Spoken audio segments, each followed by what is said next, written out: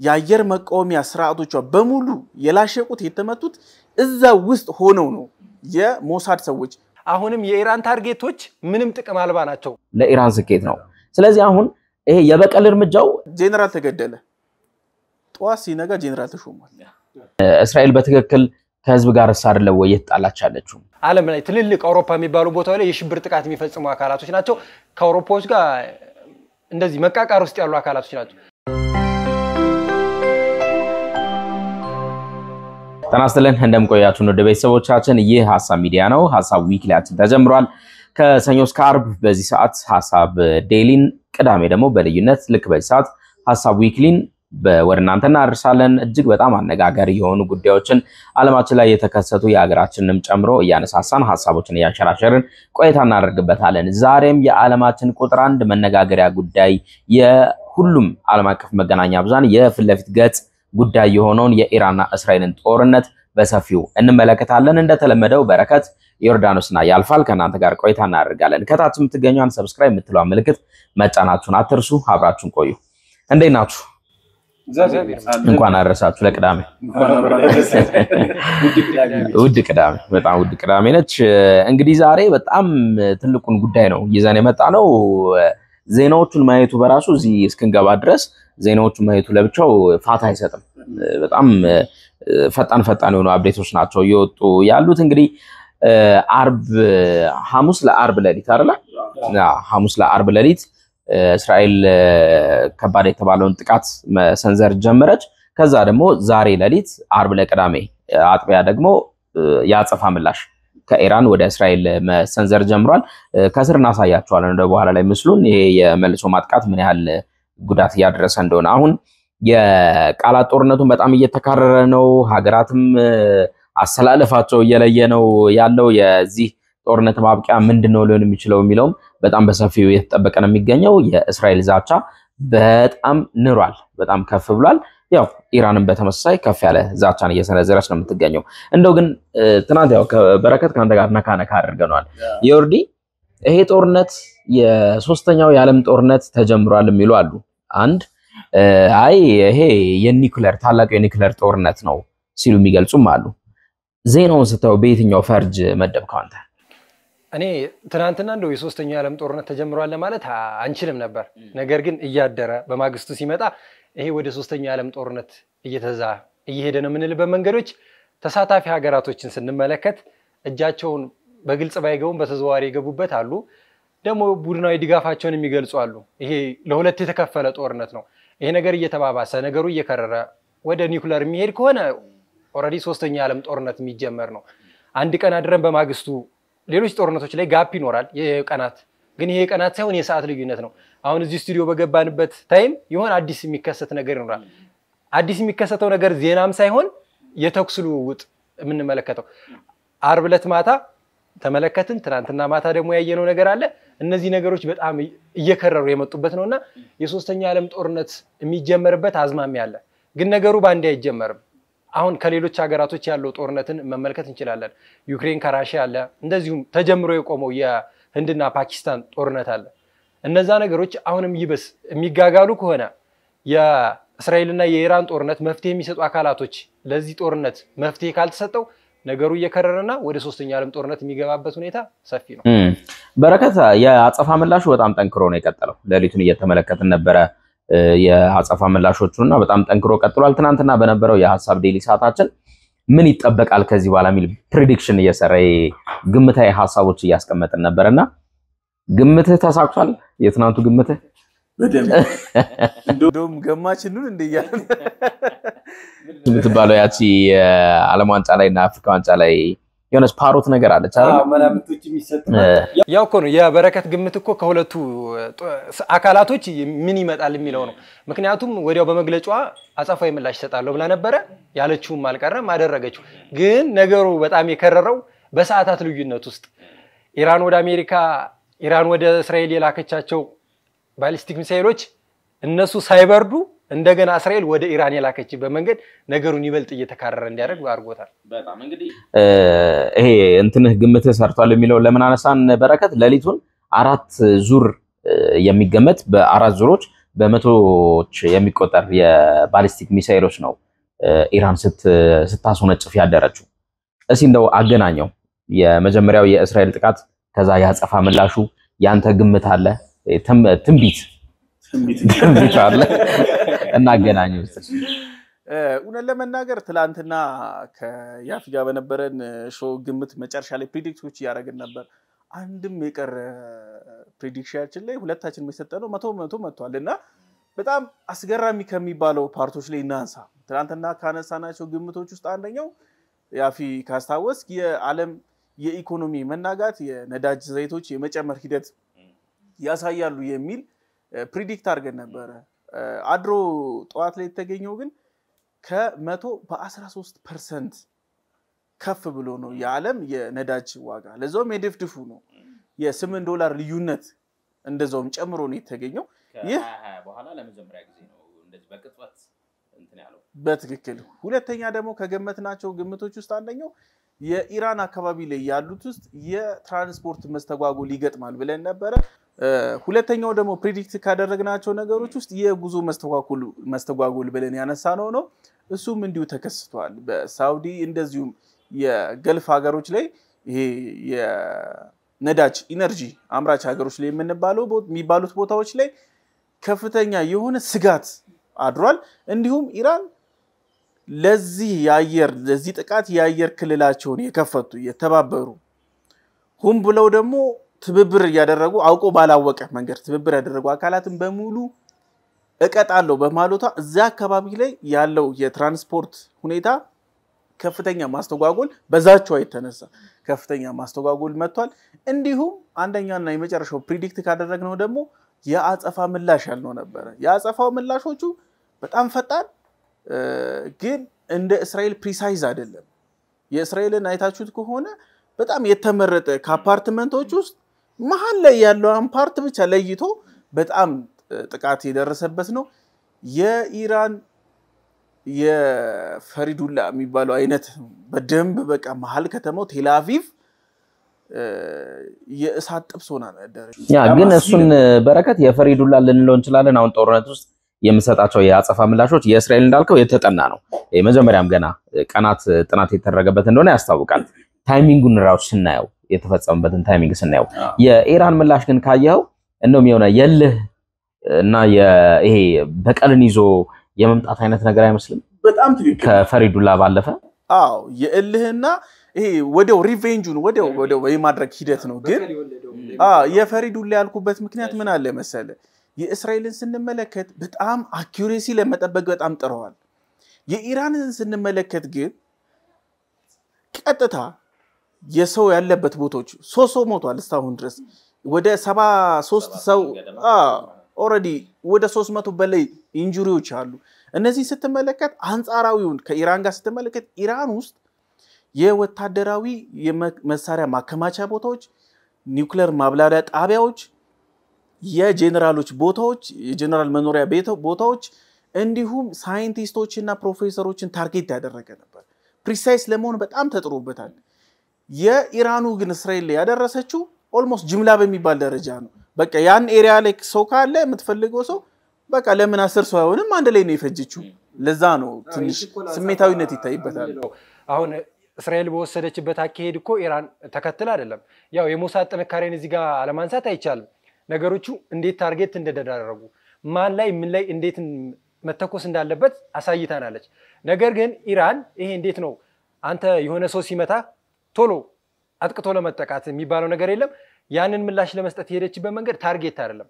በርካቶቹ ከሽፈዋል። ወደ 4 የሚሆነው ከመቶ ምናምን ወደ 4 የሚሆነው ነው ጥቃት ያደረሰው። እሱም በመሃል ከተማው አንድ አካባቢ እንደዚህ አይነት ጥቃቶችን ስታደርስ ህዝብ የሚሰበሰበ ቦታ ላይ ሳይሆን ብዙ ጊዜ ታርጌት የሚደረገው የጦር ካምፖች እንደዚህ አንተ በቃ በጦርነቱ ላይ ይሳተፋሉ የምትላቸው አካላት ቤቶች። ግን ይሄ እኮ ያጸፋ ምላሽ እኮ ነው። በቃ ወታደራዊ ያጸፋ ምላሽ ሲባል ታርጌትን አትለይም። ይሄ አሁን ቴል አቪቭ ነው በዋናነት ያጥቃት የተፈጸመው። ሶ አሁን ኢራን ያንን የማሰቢያ ጊዜ ራሱ አትሰጥም ለራሷ። እንደውም እኮ ቀኑን ጸጥ ብላ ነው ለሊቱን ድጋሚ በተመሳሳይ ሰዓት ያንን እንትን ያደረሰችው። ሶ እንዴት ያንን ኤክስፔክት እናደርጋለን እኛ? አጻፋዊ ምላሽ እኮ ልንል የምንችለው አንተ በወደመብህ ልክ የሆነን አካል ስታወድም ነው። ቴላቪቭ ላይ እኮ ያንን ዳይሬክት ያንን ቦታ አታገኘውም እኮ አሁን እስራኤል የኢራንን እነዚህ ያቺ ኤሪያን እንትን አለች አይደለ እንደውም በቃ የተለየን ቦታ መታች ሶ ኢራን መጠበቅ አለባት ተመሳሳይ የእስራኤልን እንደዚህ አይነት ሰዎች የምታገኝበትን ቦታ ያው ምክንያቱም እሷ ባጠቃችሁ ልክ መሃል ከተማ ላይ ብትተኩስ ባዶ ቦታ ላይ ብትተኩስ መሳሪያ እንደ መክሰር ነው የሚቆጠረው ነገር ግን ታርጌት አርገህ 100 ከምትተኩስ ታርጌት አርገህ 4 ብትተኩስ ታርጌትህን ይመታልሃል ግን ለምንድን ነው በቃ አሁን ነክታኛለች እስራኤል ጀምረዋለች ብለ ያለህ መሳሪያ አውቶማቲክ መተኮስ ምንም ጥቅም ጦርነት ነው እኮ አሁን ይሄ የለየለ ጦርነት ውስጥ ገብቷል እኮ ምንድነው አንደኛ ምንድነው ታርጌትህን መምታትና የዛን ዋና ስስብልት የምትለውን አካል መጉዳት ያ ከተማ ማውደምም አንድ ታርጌት ነው በነገር እንደ ታርጌት ነው ግን ደግሞ እስራኤልን ሊጎዳት የሚችለው መጀመሪያ አንተ ልትግደረደርበት የሚችለውን መሳሪያዎቹ የሚቀመጡበት ትልልቅ ወታደራዊ ካምፖች በመምታት አጸፋዊ ምላሹን ብትሰጥ ይሻላል እንጂ አሁን ባገኘችው ልክ ያላትን መሳሪያ በሙላ መተኩስ ከሆነ መሳሪያ እንደማውደም ነው የሚቆጠረው በነገራችን ላይ እዚህ ያውኗ እቺ ፕሪሳይስ የሆነዋና ጭፍንተኛ የሚባለው ጥቃት ለምን እንደደረሰ በኒ ግምት ፕሪሳይስ ማረጋቸው ነገሮች አንዳንድ ነገሮች አሉ አንደኛ ሞሳድ ከ15 ቀን በፊት ኢራን ውስጥ ተገኝቷል ጥናቱም ዝግጅቱም ያለቀው ከ15 ቀን በፊት ነው 15 ቀኑ ግን ከአሜሪካ ጋር የተወሰደው ኔጎሺዬሽን ነው ይባላል በዚህ ቀን አርጊው አታድርጊው አሁን ውይይቴን ጨርስም እነዚህ ነገሮች ናቸው የትላንትና ወዲያውን ማታ ሌሊቱን ስንመለከት የእስራኤል የሞሳድ ዩቲዩቦቻቸው ላይ የጫኑትን ቪዲዮዎች እየተመለከትኩ ነበርና ምን አገኘው መሰለ የሞሳድ ሰላዮች ከኤስ300 የአየር መቃወሚያ የኢራን ውስጥ ገብተው አየር ክልል ውስጥ ገብተው ማለት ግዛት ውስጥ ገብተው ኤስ400ን በቅርብ ርቀት ተቀምጠው በዩኤቪ በሰው አልባ ድሮን ሲያጠቁት ነበር ያ ማለት በጣም ሞሳድ ውስጥ ስለገባ እያንዳንዱን መረጃ ስለሰራ በጣም አኪዩሬት የሆነ ነገሮችን ለማጥቃት መጀመሪያ እንደውም እናስተዋውሳችሁና የመጀመሪያ ጥቃቱ የተፈጸመው ከውስጥ ነው አንድም የእስራኤል ጀት አልመጣም መጀመሪያ የተደረገው ነገር እያንዳንዱን የኢራንን የአየር መቃወሚያ ስርዓቶቿ በሙሉ የላሸቁት የተመቱት እዛ ውስጥ ሆነው ነው የሞሳድ ሰዎች 100% አውድመውት ከጨረሱ በኋላ አየሩ ክሊን መሆኑ ከተረጋገጠ በኋላ ነው የእስራኤል 200 ጀቶች የመጡት ከዛ በኋላ 200ዎቹ ሲመጡ ደግሞ አንዳንድ ቦታዎች ላይ በድብቅ የነበሩ ኤስ300ዎች ነበሩ እና ሌሎች መቃወሚያዎች እነሱን ደግሞ እንዴት አሸነፉት አንድ ፍለድ አደረጉት 200 ጀት ሲመጣ 200ም ደግሞ ሲተኩስ አንዱ እንኳን ተተኳሽ ሚሳኤል 9 ሜትር ነው የሚረዝመው በዛ ላይ ደግሞ ባስተር የሚባለው ይሄ ታች ግራውንድ ገብቶ ነው የሚያፈነደው ሶ ያ ከላይ ወርታች ነው ባንድ የዘነበበት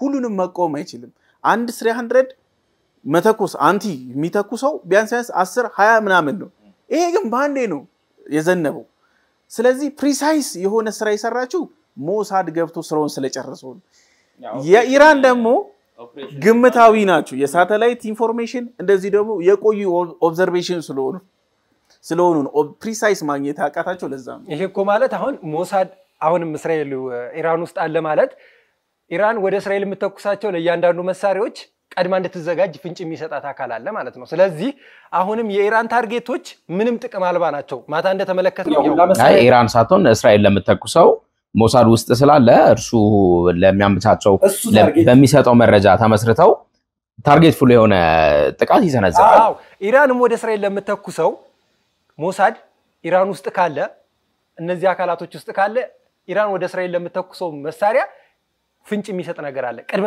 ማስጠንቀቂያ የሚሰጣቸው ነገር አለ የሚቃወሙበትን መንገድ የማመቻቸት ሁኔታ ይኖራል ምናልባት እነዚህ የሞሳድ እንትኖች ይሄ ኦፕሬሽኑ የመጀመሪያው ኦፕሬሽን ሲሰራ ዋና ታርጌት አድርገው የሄዱት ምንድነው እነዚህ ስድስቱ የተገደሉት አሉ ማርለ የከፍተኛ አዛዦቹ ሳይንቲስቶቹን ጨምሮ ጄኔራሎቹን ጨምሮ የተገደሉት አሉ ሶ እነሱን ታርጌት ስለሚያደርግ እነሱ ሴት ላይ ያደረጉበትን ቦታ ይሄ የኒውክሌር ቤዚክ የሚባሉትን ቦታዎች ነው የኢራን ግን እኔ አሁን ከናንተ ተቃራኒ የሆነው በመንድነው ኢራን የአጸፋ ምላሽ እስከምትሰጥ ድረስ ቴላቪቭን መታለው ወይን ደግሞ በዚህ በኩል የሆነን ሰፈር መታለውኝ ብላ ፕላን አታደርግም because revenge ነው ብለን የለቀደም በቀል ነው በቀል እስከሆነ ድረስ ቀጥታ ነው አታክ የምታደርገው ያገኘችው መሳሪያ ነው የምትተኩሰው እንደውም እኮ ትራምፕ ለሊቱን ያመኑት አንድ ነገር ምን አለ መሀል ላይ ሲሰነዘሩ የነበሩ መሀል ላይ ድንገት መጣው የአሜሪካ እንትኖች ሲሰነዘሩ የነበሩ ሚሳኤሎችን አክሽፈዋል እነርሱ ደግሞ ቢጨመሩ ቴልአቪቭ ላይ አሁን 78 ሰው ሞተን ያልነው አይደለ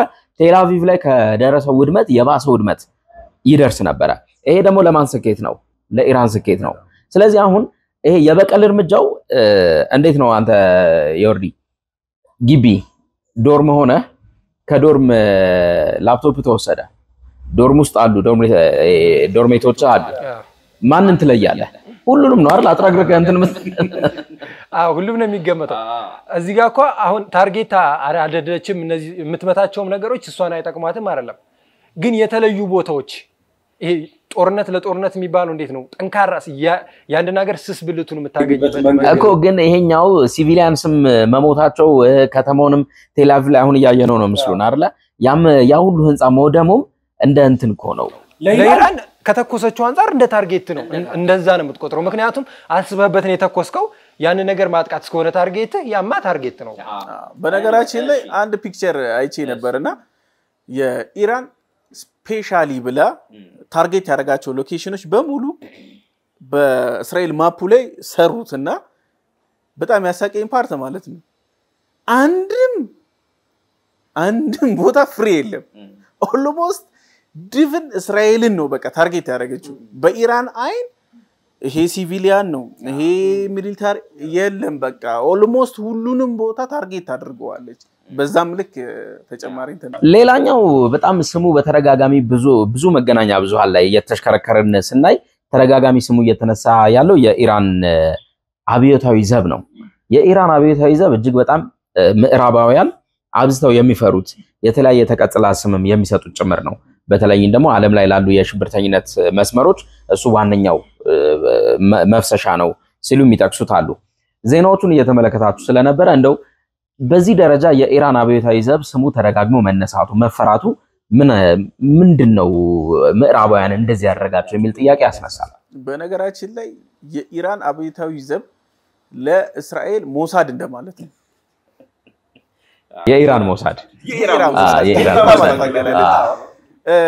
ይሄ እስላማዊ ዘቡ በጣም ጠንካራ በእውቀት በብቃት የደረጀን በነገራችን ላይ ትዝ ካላችሁ ከትንሽ ጊዜ በፊት የኢራን እስራኤል እንደዚሁ መለኳኮሶች የነበሩበት የባለፈው ማለት ነው ስናነሳ ጄነራል ተገደለ ጧስ ሲነጋ ጄነራል ተሾሟል ይሄን አይነት ብቃት ያደረጀው ይሄ ዘብ ነው ይሄ ዘብ ዝም ብሎ የሚታይ ዘብ አይደለም እስተ ምስራቅ አፍሪካ ድረስ እያንዳንዱን ሽብርተኛ ታጣቂ ቡድን ኮሙኒኬሽን ያለው ነው በፈለገው ሰዓት የፈለገውን ነገር የማድረግ አቅም ያለው ነው በዛ ላይ የሚሾመውም በአያቶላው ልዩ ትዕዛዝ የሚሾም ነው ሀገሪቷን ኦልሞስት ኦል የሚመራ ከሌሎች ሀገሮች ጋር ውስጥም ገብቶ የመሰለልም ማንኛውንም ነገር የማድረግ በቃ ሀገሪቷ በሱ እጅ ስር ኢቭን የአያቶላው ህልውና ራሱ በሱ እጅ ስር ያለ ለዛም ይመስለኛል አሜሪካም እስራኤልም በተቀናጀ ሁኔታ መረጃን በማመሳጠር በጂፒኤስ በታገዘ በሳተላይት በታገዘ የዚህን ዘብ ላይ ከፍተኛ ትኩረት ያደርጉት በነገራችን ላይ ይሄ ዘብ ከተመታ ኢራን አበቃላት ይሄ ኢራን እኮ አለኝ የምትለው ኢስላሚክ ስቴት እንደመሆኗ አውሮፓዎቹ ይሄን አይፈልጉትም አንደኛ ኢስላሚክ ስቴቶች እነዚህ ሽብርተኞች ዓለም ላይ ትልልቅ አውሮፓ የሚባሉ ቦታዎች ላይ የሽብር ጥቃት የሚፈጽሙ አካላቶች ናቸው ከአውሮፓዎች ጋር እንደዚህ መቃቃር ውስጥ ያሉ አካላቶች ናቸው ይሄንን ደግሞ ስለማይፈልጉ ይሄ ዘብ ሁሌም የነሱ ጠንቅ ነው የትኛውም አውሮፓም አሜሪካም ብለው የሽብር ጥቃት ሲደርስ የዚህ እጅ የዚህ ሰንሰለት አለበት እነዚህ አካላቶች አሁንም ለአውሮፓዎችና ለተለያዩ ሀገራቶች እንደ ራስ ምታት ነው የሚቆጠሩትና በተለይ ደግሞ እስላሚክ ስቴቶችን አንድ ላይ ይዞ ሽብርተኝነትን ይደግፋል ሽብርተኝነትን ያበረታታል ለተለያዩ ሽብርተኞች የመሳሪያ ድጋፍ ያደርጋል ይሄ ዓለም ላይ ያለውን የሽብር እንቅስቃሴ የሚቆጣጠር አካል ነው ከፍ ያለ አቅም ያለው ማለት ነው እነዚህ አካላቶች ደግሞ ታርጌታቸው እንደ አውሮፓ ያሉ ሀገሮች ናቸው ስለዚህ ያንተ ጠላት የአውሮፓዎቹ ጠላት ማን ነው ማለት የኢራን አብዮታዊ ዘብ በተዘዋዋሪ ከሽብርተኞቹ ጎን ያለውን አካል ነውና አውሮፓዎቹ ራሳቸውን ማጎልበትና ማፈርጠም ስለሚፈልጉ እነዚህ አካላቶችን ማግኘት አይችሉም ይሄን አለማግኘታቸው እነሱን ይጎዳቸዋል ኔታንያሁ ትናንትና በነበራቸው መግለጫ ላይ ከተናገሩት ንግግር አንደኛው ጸባችን ከኢራን ህዝብ ጋር ሳይሆን ከኢራን መንግስት ጋር ነው ሲሉ አንስቷል። የኢራን መንግስትን ስናነሳ ደግሞ ይሄንን አብዮታዊ ዘቡን አስተላልፈው ነበር። እኛ ጸባችን ከዚህ አምባገነን አስተዳደር ነው እንጂ ከናንተ ጋር ምንም ጸብ የለንም። እንደውም ይሄን አስተዳደር አንስተን የድሮውን ሰላማዊ ኢራንን እንመልሳት የሚል ነገር አለ። ከዚህ ጋር ተያይዞ እንግዲህ ጸባችን ከኢራናውያን ጋር ሳይሆን ከኢራን መንግስት ጋር ነው ከአስተዳደሩ ጋር ነው ብለው ሲሉ ከሱ ስር ማን አለ ተያይዘው ይሄ በቃ ፓራሌል ነው የሚነሱት የአብዮታዊ ዘቡና ራሱ የአያቶላው ስርዓት ተያይዘው የሚነሱ ናቸው። እንደው መለየት ይቻላል ወይ? አሁን እስራኤል በትክክል ከህዝብ ጋር አይደለም ወይ የተጣላች ያለችው? እንደ ግጭት ከህዝብ ጋር የተጋጫችው ግን ያው የሁለት ሀገር ግጭት ህዝቡን ነው የሚጎዳው። ነገር ግን እስራኤል አሁን እንደምትለው ታርጌቴ እነዚህ አካላቶች ነው ብትልም አይሆንም። እንዴት ነው ስንዴን ከክርዳድ ለመለየት በጣም ብዙ ፈተና አለው አይደል? ህዝቡ ውስጥ ያሉ አካላቶች ናቸው። የኢራን ህዝብ አያቶላ መሪው ነው፣ አያቶላን ነው የሚደግፈው። ህዝቡን ነው አንድ ላይ መምታት የምችለው። እንደው እንደ ልዩነትና እንደ ጥሩ ጎን ማንሳት የምንችለው አሁን ከሰነዘረችው ጥቃት አንፃር እነዚህን አካላቶች አግኝታለች። ነገር ግን በቀጣይ ስትሰነዝር እነዚህ አካላቶችን የማግኘት እድሉ ጠባብ ነው። ወደ ህዝብ ነው የምትሄደው። ህዝብ ጎዳች ማለት የኢራንን ህዝብ ነው። እንደው ከአውሮፓዎችም ወይንም ከሌላ የድጋፍ ማግኛ መንገዷ ብላ የምታስበው በዚህ መግለጫ ነው። ምክንያቱም እኔ የኢራንን ህዝብ አልነካም፣ እነዚህ ሽብርተኞችን እኛ ሽብርተኛ እንላቸዋለን፣ እነሱ እንደ ሀገር የሚኖሩ አካላቶች ስለሆነ እነዚህን አካላቶች ደግሞ ለመጉዳት የትኛውም አውሮፓ ሀገር አብሮ ይተባበራል። ይሄንን ትብብርና ይሄንን ድጋፍ ለማግኘት እስራኤል የምትሄድበት መንገድ ከኢራን ህዝብ ጋር ምንም አይነት ግጭት አላረግም፣ የኢራንንም ህዝብ የሚጎዳበት ዓላማ የለኝም። ነገር ግን እነዚህ አካላቶች ለሀገሬ ስጋት ናቸው፣ ለሀገርም ሳይሆን ለቀጠናውም ስጋት ናቸው። ስለዚህ ይፈልጋቸዋለሁ ብላ በሄደችበት መንገድ አሁንም ያንን መንገድ ነው የምትጠቀመው እስራኤል። እንደ አጋጣሚ ከዚህ የተለየ ሳቤ ነው ያለኝ። እውነት ለመናገር ህዝብና ስርዓት በጣም የተለያየ ነገር ነው። አያቶላው ሊመጥ ዛሬ አለ ነገ ሊሄድ ይችላል፣ ህዝቡ ሌላ። እንደውም በደንብ ካነሳን እኮ የኢራን መንግስት በጣም ጨቋኝ የሚባል ነው ሀገሪቷ ውስጥ። የኢራን ህዝብ ደግሞ በጣም ሀገር ወዳድ ህዝብ ነው፣ ለሀገሩ ሟች የሚባል ህዝብ ነው። ይሄ የኢራን አመራር በጣም ጨቋኝ፣ ብዙ ጊዜ እንደውም በጅምላ በማሰር ፖለቲካ ሌላ አጀንዳ ያላቸውን ማለት በቃ ሀገሪቷ በዲሞክራቲክ መንገድ በእንደዚህ መንገድ ትሂድ የሚሉትን ኢቭን ከሴቶች ጋር በኢጃብ የተነሳ ስንት ጸብ ውስጥ የሚገባ አገዛዝ ነው። እሱ ሁለቱ የተለያዩ ናቸው። እኔ እስራኤል የተረዳችበት መንገድ እዚህ ጋር እኔ አንደርስታንድ አድርጌዋለሁ ብዬ ማሰበት እሱ ነገር ግን ቆይ ይሄ ብሬኖሽ አይደለም። አሁን እንዳልከው በጣም ጨቋኝ ነው። እነዚህ አይነት ተርሞች በማን ጊዜ ተመልክተናል? በሙአመር ጋዳፊ ጊዜ ተመልክተናል። ኢራቅ ላይ መገባት ሲፈለግ ኢራቅ እንደዚህ ማድረግ ዛሬ ደረሰችበት ደረጃ እንድደርስ ሲፈለግ እንግዲህ ምን ያህል ኢራቃውያን የተንደላቀቀ ኖሮ ይኖር እንደነበር እናስታውሳለን። ውስጣቸው ላይ የነበረውን ነገር እናስታውሳለን። ጋዳፊ ምን ያህል እንግዲህ ሌሎችም የሚነሱለት ነገሮች እንዳሉ ሆኖ ለህዝቡና ለሀገሩ ግን እንዴት እንደነበር እናስታውሳለን። ዘን እነዚህ አሁን ያልካቸው አይነት የብሬኖሽ አይነት እንትኖች ሲደረደሩ ቆይተው ነው ፋይናሊ እንደዛ የሆነው። ተመሳስሎ የለውም። አሁን የኢራቅስ መጨረሻ እንደዛ እንዲሆን ተፈልጎ አይደለም። እውነት ለመናገር ትክክል ነው። ምዕራባውያን ጭቃ ለቅለቃ በጣም ይችሉበታል። በደንብ አድርገው ቆንጆ ወርቅ ጭቃ ለቅለቀው ከሰል ያደርጉታል። በዚህ የተካኑ ናቸው። እነ CNN እነ BBC ብንመለከታቸው ሌሎች እነ CNBC የሚባሉ ቪዲዮዎቻቸው ብንመለከት በዚህ ላይ ኤክስፐርት የሆኑ ናቸው በማጨቂየት። የኢራቅን እያነሳ ነበር አይደለ? ኢራቅ ውስጥ ጅምላ ጨራሽ መሳሪያ አለ ምናምን ተብሎ ያቺን ሀገር በደንብ ነው የጣሏት። ሶሪያን እናንሳት። ሶሪያ በጣም ያደገች ሰው ወደ ሶሪያ የሚሰደድበት ሀገር ነበረች። አይሲስን አምጥተው እዚህ ጋር ሌላ ጌም ሰርተው እንዴት ነው ዛሬ ፌንት ያበሏት? አለ እውነቱን ነው። እንደዛ አይነት እንትኖች አሉ። እውነታውንም ደግሞ ስንመለከት አንዳንዴ የኢራን መንግስት ያበዛዋል፣ በጣም ያበዛዋል። ስለዚህ እውነት ለመናገር የኢራን መንግስት ስተቱ መቼ ጋር ነው የሚለውን ነገር እናንሳ። የኢራን እስራኤል ግንኙነት በጣም እፍ ያለ ፍቅራችሁ ይጽናላችሁ ተብሎ የተመረቁ ባለትዳሮች የሚመስሉ ነበር። ልክ የኢራን እስላማዊ ዘብ የሚባለው የአያቶላ አስተዳደር ይሄ አስተዳደር ሲመጣ ግን መጀመሪያ ምንድነው ያደረገው? ፍረጃ።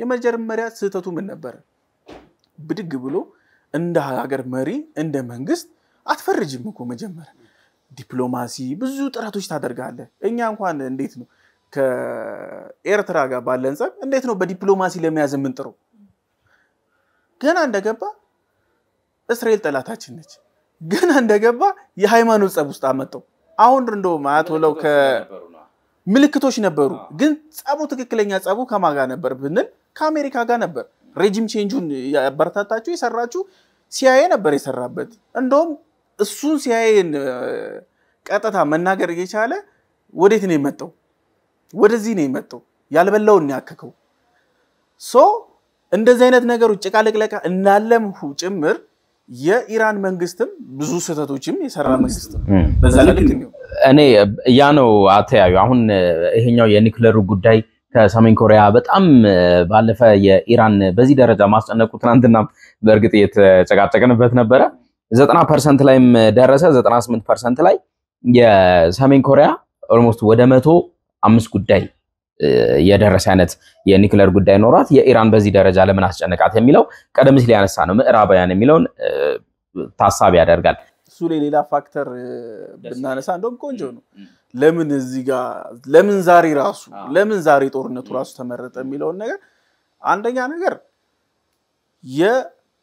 ይሄ አቶሚክ ኢነርጂ የጨረራ እንትን ምንለው ኤጀንሲ ሪፖርቱን አዳምጣችሁታል ከሳምንታት በፊት ምንድነው ያለው የኢራን እስከዛሬ ድረስ ወደ 6 ወር አመት ምናምን በላይ ምን ሆኗል የኢራንን የአቶሚክ ማመንጫ ቦታዎች መመልከት ገብቶ ኦብዘርቭ ማድረግ እንዳይችል አድርገውት ነበር ኦሬዲ ፓራላይዝ አድርገውት ነበር በዛች ክፍተት ላይ የኢራን ዩራኒየም የማበልጸግ አቅም ከ90 ያለፈ ነበር ያ ሪፖርት ነው ለእስራኤል አንደኛ እንደመነሻ አድርጋ ኡነትም ስጋቴ ነው የሚል ነገር ወይ ማምጣት ሂደት ውስጥ የገባችው እና አሜሪካም ያው በይፋ ባይሆንም ትላንትና ማታ እንዳደረጉት ሲሳተፉበት የነበረው ነገር ኢቭን እኮ ከተዋጊዎች ውስጥ እኮ አብዛኞቹ አሜሪካኖች ናቸው የሚባል መረጃ ራሱ ይወጣ ነው የዛ ኤጀንሲ ሪፖርት ነው አንዱ መነሻ አድርገው ናታናሁ ሲያነሱት እንደነበረው ማለት የኤጀንሲውን ሪፖርት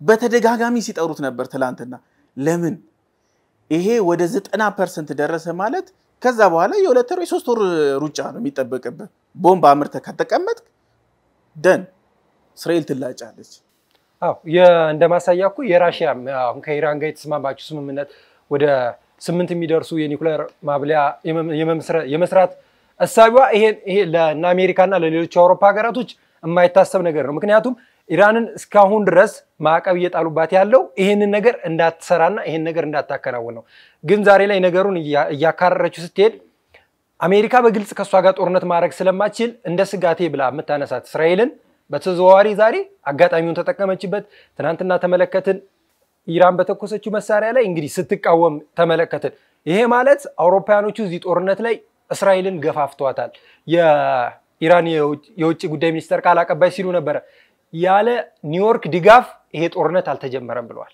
ያዩትና የሰሙት ነገር ቢኖር ነውና ይሄ ጦርነት እስራኤል የከፈተችው ብቻ ሳይሆን የሌሎች ድጋፍና ሰፖርት እንዳለው በግልጽ ተመልክተናል በነገራችን ላይ እዚህ ላይ እስቲ አንድ ጥያቄ ላንሳና በጣም ጥያቄ ስለሆነብኝ ነው ለምንድነው ምዕራባውያን በሙሉ በአንድ ድምጽ እኩል በሚባል ደረጃ ኢራንን ለምንድነው ይጠሏት ለምንድነው እንደዚህ ያመረሩባት ጥያቄ አሁን እንድናነሳው ያሰብኩት የነበረው ቀድም ይወርዲም ስታነሳው እንድንደረደርበት የነበረው ነው ይሄን ጥያቄ ቡና እየጠጣን መልሰው ቡና እየጠጣን መልሰው አፍታ እንቆይና ተመልሰን መጣለን ቤተሰቦቻችን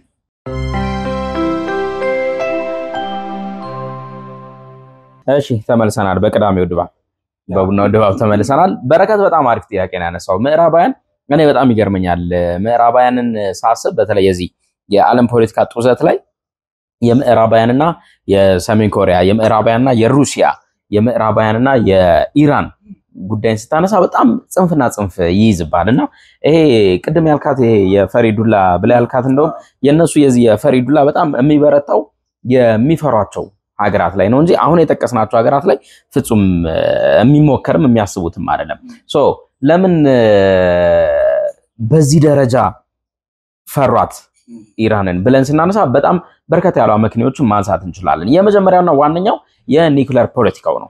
የኒውክሌር ፖለቲካው እንግዲህ ዓለም ላይ በተለይም ደግሞ የዚህ የአቶሚክ ኤነርጂ ኤጀንሲ የተቋቋመበትን ምክንያት ስናነሳ ከዛ ደግሞ ራሱ ኤጀንሲው በምዕራባውያን ጫና ተደርጎበት እያንዳንዱ ሀገር ይሄ አቶሚክ አለው የተባለው ሀገር ኒውክሌር አለው የተባለው ሀገር ዶዙ ምን ያህል ነው ይሄ መጠኑ ምን ያህል ነው ያለው ይጠና ተብሎ ግፊት እስከመደረግ ድረስ ሲደረስ በዋናነት አይናቸውን አሳርፈው የነበረው በተለይም ከሩሲያና ከሰሜን ኮሪያ በላይ ኢራን ላይ ነው። ኢራን አንደኛ የምትከተለው አይዲዮሎጂ ሀገር የምታስተዳድርበት ቀደም ሲል በረከት የጠቀስከው ውስጥ ላይ ጫና ይደረግበታል ጨቋይ መንግስት ምናምን ነገር ቢባልም ግን በጣም ራሱን ያደራጀ ራሱን ክብብ አድርጎ ያስከበረ አይነት ስርዓት ነው የሚያራምደው። አያቶላ አሊ ሆሚኒ ከሃይማኖታዊ እንደ ሃይማኖት አባትም እንደ ሀገር ሽማግሌም እንደ ታላቅ አባትም እንደ ፖለቲካዊ መሪም ጭምር ነው የሚታዩት። እርሳቸው የተናገሩት የትኛውም ነገር መሬት ጠባይልም ይፈራሉም ይከበራሉም ጭምር። እነዚህን የኢራንን ጥንካሬዎች ትይዝና ምዕራባውያን ሊገዳደሩት የማይችሉት አንድ ቀን ድንገት ተነስታ የሆነ ነገር ልታረግ ትችላለች ብለው የሚፈሯት ራሷን የቻለች ተፈሪ ሀገር ሆና ተገኝታለች።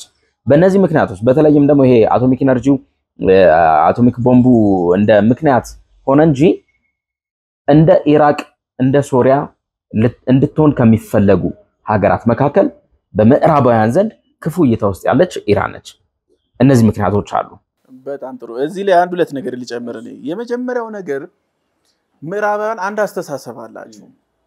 ከነሱ አይዲዮሎጂ ውጪ ከነሱ ምህዋር ውስጥ የተለየ አካል ኒውክሌር ከያዘ የመጀመሪያው ነገር እንደ ዘረኝነትን መውሰድ እንችላለን። አያስብም አያስተውልም ኃላፊነት አይሰማውም የሚል ሐሳብ ስላላቸው የሆነ ቀን እንደዚህ ግፋ ብለው እንደሚሰሩት ከገፋ ነው ሊመታን ይችላል። ኒውክሌር ደግሞ እንደምናውቀው አውዳሚ ነው። ያን ሐሳብ ያላቸው አንድ ሁለተኛ ሐሳባቸው ደግሞ በኒ እይታ ነው። ይሄኛውንም ያነሳው ያለውት ምዕራባውያን ሁሉንም ነገር መመልከት የሚፈልጉት ከጥቅም አንፃር ብቻ። ያ ጥቅም ደግሞ አንደኛው ሪሶርስ ደግሞ በኢራን ውስጥ በጣም ከፍተኛ የኦይል አምራች ነች።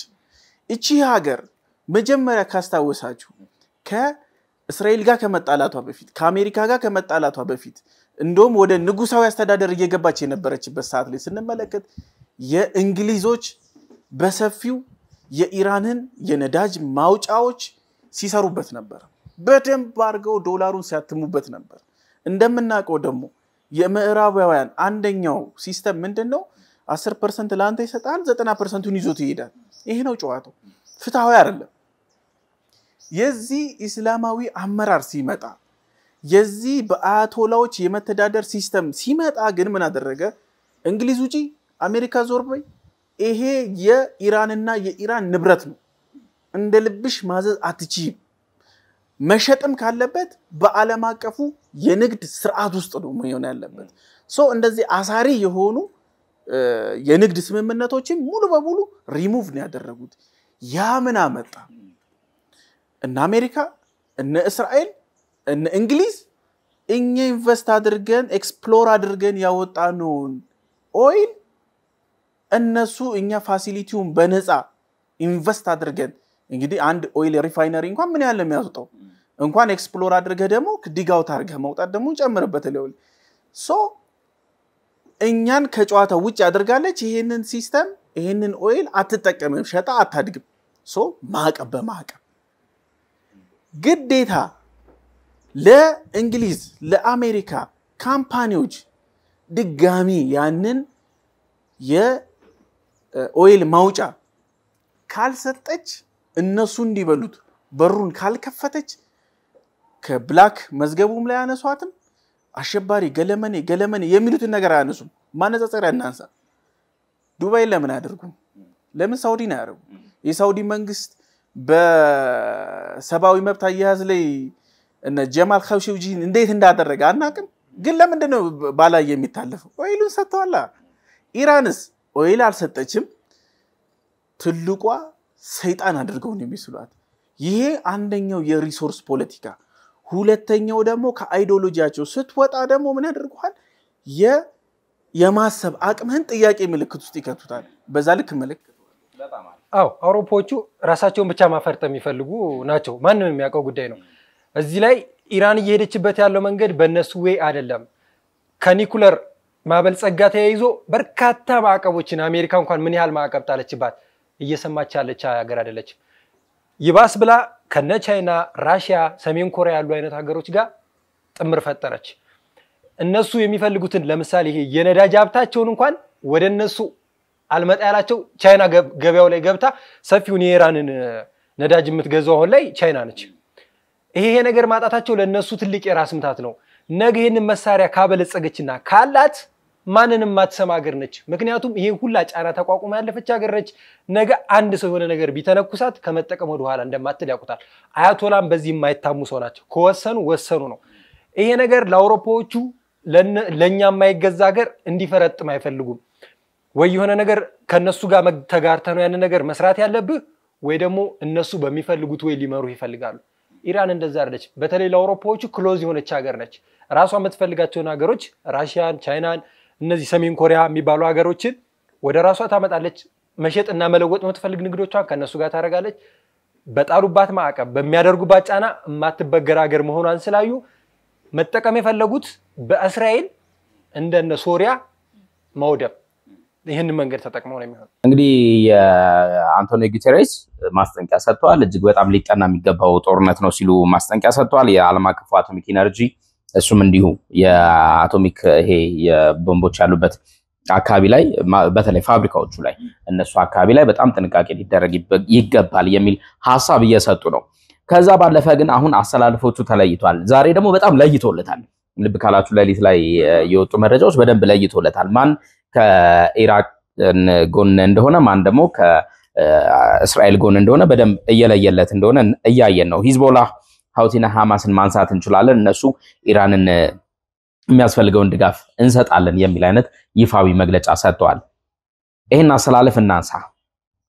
የዚህ ጦርነት መባባስ አንዱ ምክንያት ያሰላለፉ መለየት ነው። ቻይናም በነገራችሁ ላይ የማስጠንቀቂያ መልእክት ከሰጡት ሀገራት መካከል ነች። እስካሁን በጣም ነገሩን ጥጎና ያጤነች የምትመስለው ሩሲያ ነች። ምንም አላሉ። ሩሲያም እኮ ከወጣችው መግለጫ አንፃር ጥጎና የምትመለከት ሀገር አይደለች። አዎ ለእስራኤል የሰጠችው መግለጫ ይሄንን የማይሆን ስተት ተሳሳተች የሚለው መንገድ እንዴት ነው? የኔን ከነካኝ ስተት ተሳስተሃል ብዬ ነው ማስጠነቀቀ። አጻፋዊ ምላሽን ከመስጠቴ በፊት ስንለየው አሁን ክፍፍሉን ያው ከኢራን ጎን ያሉ እንደነ ሂዝቦላ ያሉ ሽብርተኞች ይሄንን ነገር ይደግፉታል። ምክንያቱም እስራኤል ከምታደርስባቸው ጫናና አሁን እየመጣባቸው ካለ አንፃር እስራኤልን ተባብረው መውጋት የሚፈልጉ ሀገራቶች ናቸው። ባይባሉም ባይጠየቁ ራሱ ሄደው የሚጠይቁ ሀገሮች ናቸው። እንደዚህ በይፋ መግለጫ ወጡ እንጂ ማለት ከእስራኤል ጎን ማን አሉ ቢባል ሙሉ አውሮፓ አለ ማለት እንችላለን። ምክንያቱም ኢራቅን በማዕቀብም ሆነ ኢራንን በማዕቀብም ሆነ በሌሎች የተለያዩ ነገሮች እስከዛሬ ሲያኮስሷት ኖረዋል። አሁን በግልጽ አገኟት በውጊያ። ትናንትና እንግዲህ ወደ እስራኤል በተኮሰቻቸው መሳሪያ ላይ አሜሪካና ፈረንሳይ በግልጽ የተሳተፉበት ነው። የሌሎቹ እንግዲህ አሁን በግልጽ ስላልወጣ እንጂ ሌሎቹ የማይኖሩበት መንገድ የለም። ይሄ ማለት ሙሉ አውሮፓ ከእስራኤል ጎን ነው የሚያብረው። ምክንያቱም አሁንም ኢራንን እንደሌሎቹ እንደነ ሶሪያና ፍልስጤም የማጥፋት ሐሳብ ያላቸው አውሮፓውያኖችና በተለይ አሜሪካኖች ይሄንን ነገር ከመደገፍ ወደ ኋላ አይሉት። ምክንያቱም የራሳቸውን ጥቅም ያስጠቀሙ ፑቲን በነገር ላይ ምዕራባውያንን አሁን እንዳልከው ምዕራባውያንን በጣም እያባባሱት ነው ሲሉ ብሌም አድርገውታል። ይሄን ነገር በጣም እንትን ብለውታል፣ ወቅሰውታል። ግን ይቺ ጥግ ሆኖ መመልከት እንዴት ነው? ብዙ ጊዜ የፑቲን አቋም እንደዛ ነው። ይሄ ዓለም ላይ በሚፈጠሩት ነገሮች ቶሎ ብለው እንትን ነው ሪአክት አያደርጉም። ቆም ብለው አይተው ነው እንትን የሚሉት። በእርግጥም ቀደም ሲል ካነሳ ነው አሁን የኒውክሌር ጉዳይን ስናነሳ ዓለም ላይ የሚፈሩ ፍጹም ሊደፈሩ የማይችሉ ብለን እንደዚህ ከሚጠቀሱ ሀገራት መካከል የኒውክሌር ጉዳይን ተመልክቶ ሰሜን ኮሪያ ብለን እናነሳለን። ከዛ አንፃርም ፑቲን የሰጡት ማስጠንቀቂያ ቀላል የሚባል አይደለም። በረከት አሰላልፍና ኮንሲኩዌንሱን አንድ ላይ እናንሳ። እውነት ነው አስተላለፍ ላይ ስንመለከት አንድ ጥምረት እናንሳ ሌላውን እንቶ እስራኤልና አሜሪካ ገጠሙ ማለት ሌላው ቢቃወም ሲውል ቢያድር አሊያንስ ፈጥሮ ቢዋጋ ምንም አይፈይድም ኡነን ለመናገር ቻይና በወታደራዊ አቅሟ በጣም ትልቅ ነች ድጋፍም ተሰጣለች ተብሎ የሚጠበቀው ለኢራን ነው ኢራን ቻይና ኖርዝ ኮሪያ ራሻ ኦልሞስት አሊያን ላይ ናቸው ቢሆንም የእስራኤል ቴክኖሎጂ የእስራኤል ዓለም ላይ ያላት አቅምና ተጽዕኖ አሜሪካ እስቲል ትሮኑን አላስረከበችም ለቻይና እስቲል የአሜሪካ ቴክኖሎጂ አንደኛ ነው የሁለቱ ጥምረት ኢራንን እንዳልነበረች ማድረግ አቅም አለው ስለዚህ ልዩነቱን ስናነሳ ሁለቱ ብቻ በቂ ናቸው አውሮፓን እንቶ ሌሎች ሀገራትን እንቶ የሁለቱ ጥምረት ኢራንን ለማፍረስ በቂና በቂ ነው ስለዚህ ልዩነቱን ስናነሳው ቀደም እንዳለው ኢራን ቻይና ራሻ ኖርዝ ኮሪያ አንድ ጽንፍ አሜሪካንና እስራኤልን ሁለተኛ ጽንፍ አድርጋ እናምጣ ኩዊንሲኩዌንሱን ደግሞ ወደ ሁለተኛው ጥያቄ እንሂድ እንደው በረከት እዚህ ጋር እኮ እንደማሳያ የአሜሪካ ድጋፍ ለእስራኤል ምን ያህል እንደሆነ ሀያ እንደሆነ ምናቀው በቅርብ ሰዓት እንኳን የጋዛ ሰብአዊ እርዳታ የተኩስ አቁም ስምምነት ይቆም ተብሎ የጸጥታው ምክር ቤት ላይ በአንድ በአሜሪካ ድምጽ ነው ነገሩ የከሸፈውና አሜሪካ አሁንም ከእስራኤል ጎን ሆና እነዚህ ነገሮችን የማጥፋት ሐሳብ ስላላት ይሄኛውን ጎራ በሰፊው አጥብቃ የምትይዘው በየሰዓታቱ መግለጫ እኮ ይሰጣሉ በቃ አለን ድጋፋችንን የሚሉት ሐሳብ ያለው ሁኔታ ነው በነገራችን ላይ ነገር ጠቅለል አድርጎ ማያ መንገድ ልስጥ ጌቷን የተማመነች በግ ላቷን ውጪ ታሳድራት እስራኤል ማለት እሷ ነች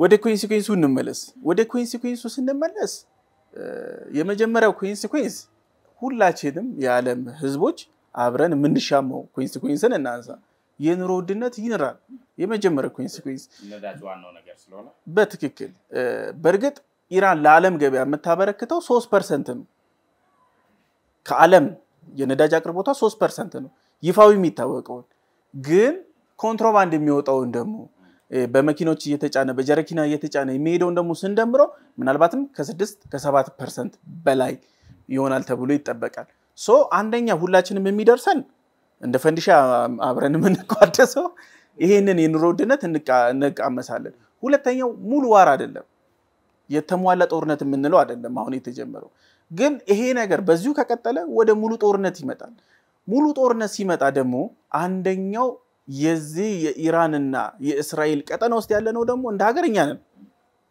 ሁለተኛ ኮንሲኩዌንስ ምን ያገኘናል ሸቀጣና ሎጂስቲኮቻችን መልሰው ችግር ውስጥ ይገባሉ አሁን እንደምንመለከተው ከኮንሲኩዌንሶች ውስጥ አንደኛው እነ ሐማስ ሄዝቦላ እነሱ ሁሉ እየጮሁ ነው ውሻ ያበለው ነው እየጮሁ ገባ ሶ የበሉት ነው ማለት ሆነሽ ማንን ታመያለሽ ነው ነገርዩ ሶ እነዚህ ኃይሎች የሚያደርሱት ደግሞ ተጽዕኖ የኛን ችግሮች ያመጣል ሌላውና አስፈሪው ተጽዕኖ ደግሞ ተገዳዳሪ ባልሆኑ አቅም ነው ይሄ ነገር እየሆነ ያለው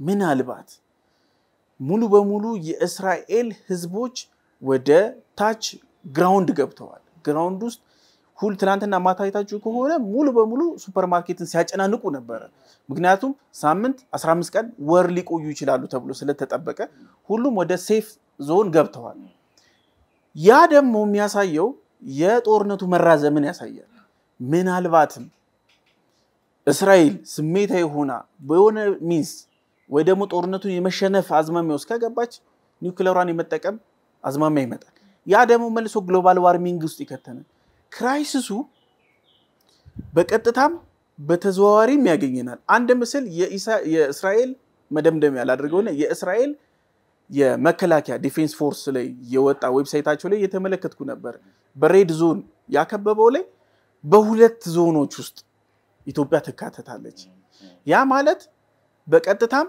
በተዘዋዋሪም ጦርነቱ ቀጥታኛን አይተነኩሰንም ግን በቀጥታም በተዘዋዋሪው የወላፈኑ ተካፋይነን በተለይ ይሄ መተኮሱ የሚባለው ነገር ኡን የሚሆን ከሆነ ቀላል የሚባል አይደለም በመላው ዓለም የሚኖረው የሚያመጣው ፍዳ ቀላል የሚባል አይደለም እንደው አንዳንድ መዝጊያ ሐሳብ አንዳንድ በጣም ጥራ አርጋችሁ አሁን ብዙዎች ምን የሚል ትንታኔ እየሰጡ ነው ይሄ ጦርነት በዚሁ ከተባባሰ ከቀጠለ በተለይም ደግሞ እስራኤል የማጥቃቷ መጠን እየጨመረ ከሄደ ኢራን ሊቢያን ወይንም ኢራቅን የመሆኗ እጣ ፈንታ የበዛ ነው ሲሉ ግምታዊ ሐሳብ ትንታኔ የሚያስቀምጡ አሉ። ምን ትላላችሁ? ይወርድ እንደዚህ ከቀጠለ በኔ ግምት ነው የምለው። ምክንያቱም እስራኤል በጋዛ ላይ እንኳን የፈጸመችውን ትንሿን ጋዛን ምን አለ አሁን ጋዛ ላይ ምንም የለም። ይሄ ነገር ከተባባሰ እነዚህ አይነት ተኩሶች ይበልጥ ከተባባሱ ምንም ከነ ሊቢያ ከነ ሶሪያ ማታንስበት መንገድ የለም። በአንድ ቀን እነዚህ ታርጌቶችን ካጠቃች በ4 በ5 ቀን ውስጥ ምን ያህል ነገር ይወድማል? ምን ያህል ህዝብ እንትን ይላል? እስራኤል ራሷን የምትከላከልበት ሰፊ መንገድ አላት። ነገር ግን ኢራን በዚህ ልክ አይደለች። የና አሜሪካ ድጋፍ ካለበት ደግሞ አሜሪካ ለምሳሌ አሁን እዛ አካባቢ ያላትን ጦር እያጠናከረች ነው። ይሄ ነገር ይበልጥ እየተካረረ የሚሄድ ከሆነ የና አሜሪካ እጅ ስለሚኖርበት የኢራን መጥፊያ ነው ብዬ ነው የማስበው። ተቃራኒ ሐሳቤ አምሶር ኢራን ስሪቷ እንዲቀላል የሚፈርስ አይደለም። በአሜሪካና በእስራኤል ጥምረት በጣም ልትከስር ትችላለች፣ ብዙ ዋጋ ልትከፍል ትችላለች። ግን እንዲህ በቀላሉ የምትበተን ወታደራዊ ኪሳራ፣ ኢኮኖሚያዊ ኪሳራ። ምክንያቱም ኢራን ስሪቷን ስንመለከተው ማለት ነው በጣም ብዙ ጊዜ በማዕቀብ ለማግበጥ ተሞክሮ ኢራን ግን ማዕቀቡን ተላምደው እንደውም ኢኮኖሚዋን ስንመለከት በጣም አስገራሚ ነው። ያለ ማዕቀብ ብትሆን ምን ልትሆን ትችላለች የሚባል ይሄ እኮ ከማዕቀብ ለየት የሚያደርገው ነገር በረከት ምንድነው? ውድመት አለ። ማዕቀቡ የሆነ ነገር አይገባም አይወጣም፣ እንቅስቃሴ የለህም፣ ያለህን እያጣህ ነው። ማጣት ማለት ከእንግዲህ ዜጎች ስደተኛ ነው የሚሆኑት። መቼም እንግዲህ ያላትን ድፍድፍ ነዳጅ እየጠጡ አይኖርም፣ ካልተሸጠ ለውጥ የለውም። ይሄንን ለማድረግ ደግሞ የሷ ምሳቤ አውሮፓውያኖችን ለመጉዳት ወይንም እነሱ ላይ ጫና ለማሳደር ይሄንን ወይ መዝጋት ነው የምትፈልገው። ጫናው እየበረከተባት ከሄደ ህዝቦቿ ላይ ነው ተዘዋውሮ የሚመጣው። ስለዚህ ቀጣይ ሶሪያ ማጥቶንበት ምክንያት የለም። በጣም ጥሩ። እንደ በደምደም ያማነሳው ነገር መርሳት የሌለብን ነገር ኢራን ጀግና ነች፣ ከጀግናም ጀግና ነች። ማሳያዎቹን እንኳን ስናነሳ 1 2 3 ቢል ዝገው አንደኛ ማሳያዋ እስተዛሬ ድረስ እንደዚህ አይነት ጦርነቶች ለኢራን አንደኛም ብርቋም አይደለም፣ ተደጋጋሚ ጊዜ ተደርጎባታል። ሌላው ቀርቶ እንኳን የአሜሪካና የሲአይኤ እና የሞሳድ ጥምረት እንኳን በቫይረስ መንገድ እንኳን ሰርተው ወደ ኒውክሌር ማብላሊያዎች ውስጥ እንኳን ገብተው በሳይበር ከፍተኛ የሆነ ውድመት ሊፈጽሙ ነበር። ኢራን እያንዳንዱን ክፍተቶቿን ሲሸፍን የኖረች ሀገር ነች። በቀላሉ እጅ መስጠት አይደለች፣ እጅ ልሰጥ ትችላለች፣ አይቀርም በዚሁ ከቀጠለ። ግን በቀላሉ ግን መስጠት ሀገር አይደለች። በረከት ግን ይሄ ወታደራዊ ኪሳራ አሁን እነዚህ ወታደራዊ መንግስታዊ ኪሳራ ያው ኢኮኖሚያዊ ኪሳራ ሰርቫይቭ ታደርጋለህ፣ ችግር የለውም። ወታደራዊ ኪሳራ ግን መንግስታዊ ኪሳራን አያመጣም። እውነት ነው። እኔ እኮ የተራዘመ የሚለው እኮ ብዙ ጊዜ እንደዛ ነው። ጦርነቶች ሲመጡ ሲራዘሙ ነው ኢኮኖሚ የሚበሉት፣ ሲራዘሙ ወታደርን ይበላሉ፣ ሲራዘሙ ጂዲፒን ይቀረጥፉታል። ኢራን የተራዘመ ጦርነት ውስጥ ካልገባች አሁንም በጀግንነት ትወጣዋለች። ግን ይሄ ጦርነት ሳምንት ካለፈ 15 ቀን ከደገመ ኢራን የምትባል ሀገር አትኖርም። ይሄንንም ኢራን ስለምታቅ እንግዲህ አጸፋዊ ምላሿን ከእንግዲህ ታቆማለች ብለን እንዝጋው። አይ እንደውም ይብስባታል እንጂ ምክንያቱም ነገ ጥፋቷን እያመጣች ነው። ምክንያቱም በቃ አንድ አሁን ለተሰነዘሩባት ምላሽ ሰጠች፣ አልቻለችም፣ የምትፈልገውን አይነት ታርጌት አልመታላትም። ስለዚህ መተው ነው። ብልጥ ልጅ የያዘውን ይዞ ነው የሚያስጠው። እስከ ሰኞ እንግዲህ የሚኖሩትን አፕዴቶች ደግሞ አይተን በሐሳብ ዴሊያችን በዛው ጠረጴዛ ላይ እንገናኝበታለን። በጣም አመሰግናችኋለሁ። መልካም ሰንበት ይሁንላችሁ። ውድ ቤተሰቦቻችን አብራችሁን ስለቆያችሁ ከልብ አድርገን እናመሰግናለን። ከታች የምትገኘውን ሰብስክራይብ የምትለዋን ምልክት መጫናችሁን አትርሱ። ቸር ሰንበት ይሁንላችሁ።